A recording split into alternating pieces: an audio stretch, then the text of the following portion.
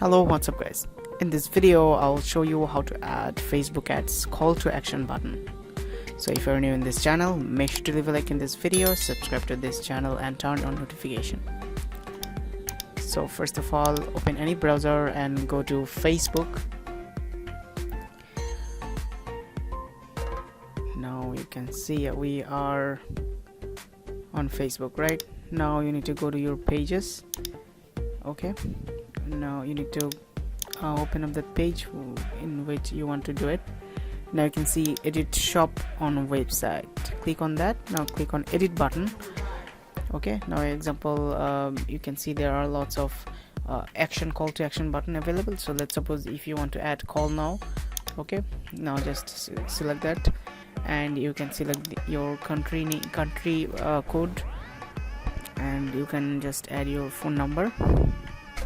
Okay, and you can simply click on save.